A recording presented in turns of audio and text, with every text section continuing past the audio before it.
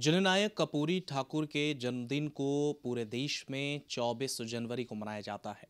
कर्पूरी ठाकुर उप मुख्यमंत्री के साथ 2 बार बिहार के मुख्यमंत्री भी रह चुके हैं। बड़ा सवाल आज हम ये उठा रहे हैं कि कर्पूरी ठाकुर की जन्मदिवस जिस तरह से बिहार में मनाया जाता है, लेकिन सिर्फ कर्पूरी ठाकुर जैसे लोगों के जन्मदिन या फिर उनके मरण दिन ही तक वो सीमित क्यों रहते हैं, उनको क्यों याद किया जाता है और आखिर ऐसा क्यों किया जाता है? क्या इसके बाद भी इन महानायकों को क्या याद करना ज़रूरी नहीं है?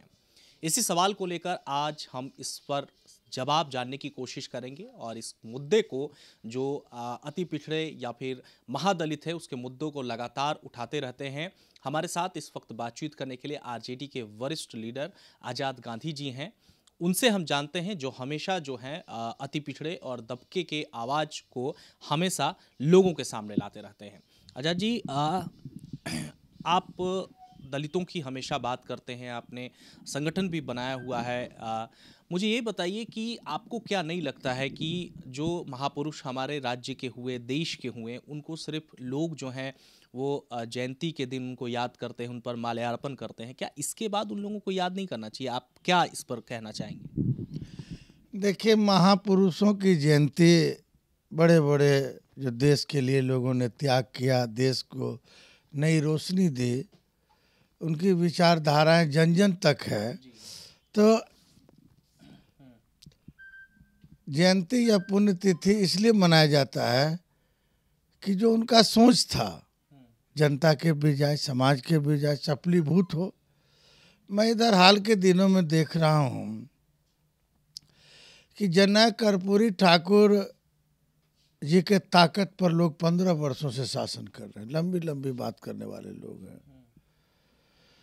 मैं 24 जनवरी की जो जयंती समारोह मनाई जाती है और जब 25 जनवरी आता है, अखबार के पन्नों को मैं जब देखता हूँ पलट पलट कर, विभिन्न अखबारों को, तो लोगों का यही रहता, बड़े बड़े नेताओं, खास करके सत्ताधारी नेताओं का, कि जननायक कर्पूरी ठाकुर जी को भारत रत्न से हम लोग सम्मानित करेंगे। मैं दावे के साथ कहना चाहता हूँ कि ये लोग कर्पूरी ठाकुर का उपयोग करते हैं। कर्पूरी ठाकुर जी की आत्मा भटक रही है इस बिहार में। जिनके ताकत पर लोग राज कर रहे हैं,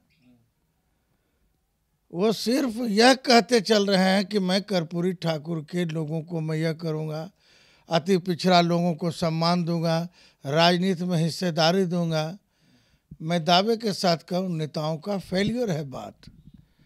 हम तो आदरणीय अपने नेता लालू प्रसाद यादव को मैं बधाई देना चाहता हूं कि अगर इस देश में कर्पूरी ठाकुर के विचारों को जन जन तक पहुंचाने वाला अगर कोई लीडर इस देश और दुनिया में, उसका नाम लालू प्रसाद यादव है। ओरिजिनल बारिश के लिए लड़ाई चल रही है इस बिहार में।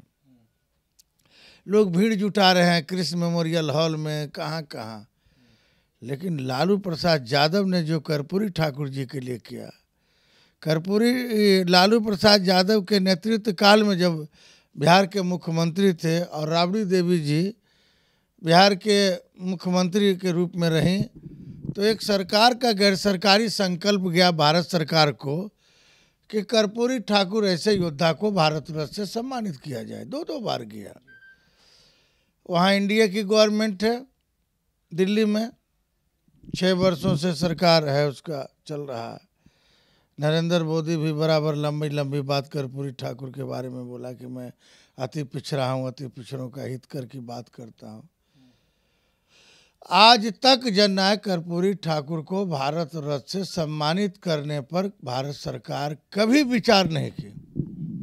मामला जो गैर सरकारी संकल्प का जो मामला है, लगता है केंद्र सरकार जो एनडीए की सरकार है वो फाइल में कैद हो गया। उस पर जो है दीमक पड़ रहा उस संचिका पर। अगर इस तरह का सिलसिला जारी रहेगा इस देश में, तो इसे महान विभूतियों के साथ अत्याचार, शोषण आप देख रहे हैं कि यहाँ इस देश के लोग कलाम साहब की मूर्ति पर जो सामंती शक्तियाँ थे, हमें नेता कलाम साहब के मूर्ति पर लोगों ने कालिक पोता, कर्पूरी ठाकुर के मूर्ति को लोग तोड़ रहा है, अंबेडकर साहब की मूर्ति को तोड़ रहा है, और यहाँ के लोग चुपचाप बैठे हुए हैं। जाग चुका है बिहार का अति पिछड़ा, देश का अति पिछड़ा, गरीब गुरबा अब वो नहीं रहा। आज़ादी के पहले काफ़ी परिवर्तन हुआ है। तो हम भी इस चैनल के माध्यम से, चूँकि आपका चैनल बहुत सटीक है, आवाज़ जन जन की आवाज़ को आप जहाँ पहुँचाना था ये पहुँचाने में आपने कामयाबी हासिल की है। हम बधाई देना चाहते हैं आपके चैनल को, और इस चैनल के माध्यम से मांग करना चाहते हैं कि नीतीश कुमार जी आप नाटक करना बंद कर दीजिए। बहुत अब आपका नाटक चला। आप देखें कि 2020 में जो आप नाटक किए, आप कहाँ तक चले गए हैं।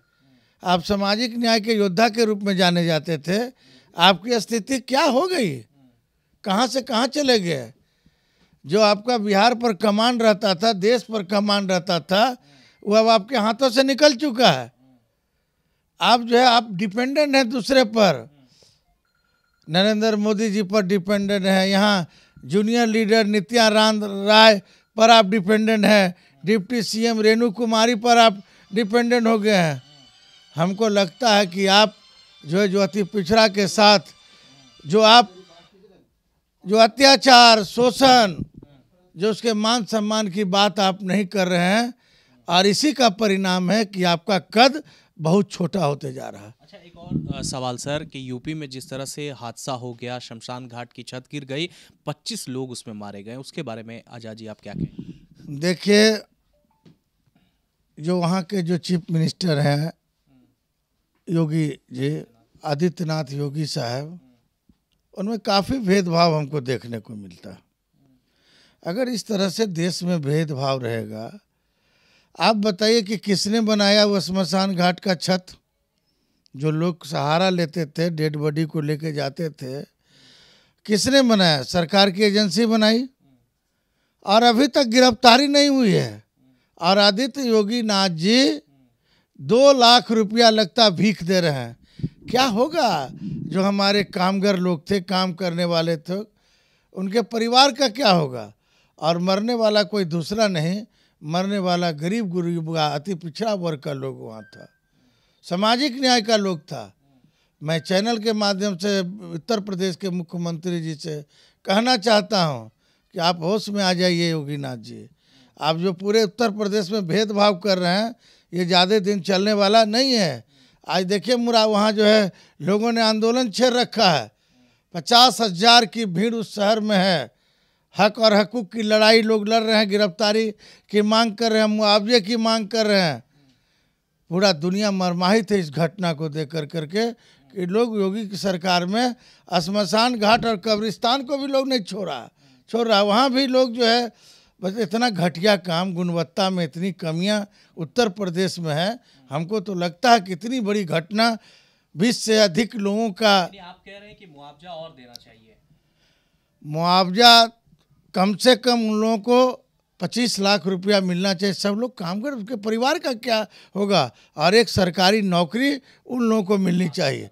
और गिरफ्तारियां जो है होनी चाहिए। जो ठेकेदार थे, जो पदाधिकारी थे, एसडीओ थे, जेई थे, अभी तक गिरफ्तार नहीं हुआ है। ये नाटक कर रहे हैं डीएम एसपी को भेज करके। और मुख्यमंत्री जी कहते हैं हम गरीबों के बड़े लीडर हैं, नरेंद्र मोदी के बड़ा भक्त आदमी है, और अभी तक वो घटनास्थल पर नहीं पहुंचे हैं।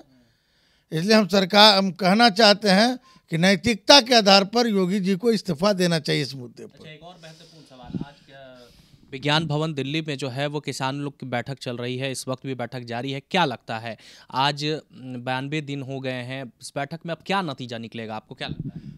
देखिए, आप देख रहे हैं कि किसान जो आंदोलन कर रहा है, लग रहा है देश की आज़ादी के लिए लोग लड़ रहे हैं।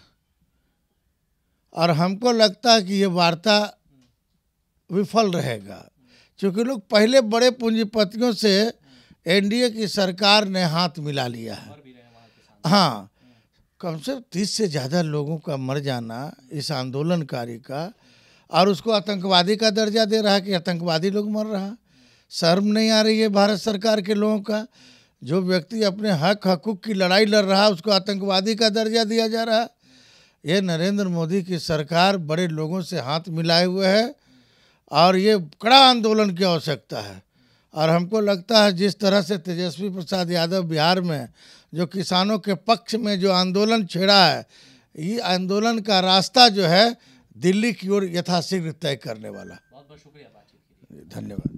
साफ तौर पर आज़ाद गांधी आरजेडी के सीनियर लीडर इस वक्त हमसे खास बातचीत कर रहे थे। 3 अहम मुद्दों पर आज उन्होंने बातचीत की है और इन 3 अहम मुद्दे जो हैं बिल्कुल वो सही जायज़ हैं। देखना बड़ा दिलचस्प होगा कि इन बातों को लेकर अब आगे सरकार की क्या कुछ रुख रहती है।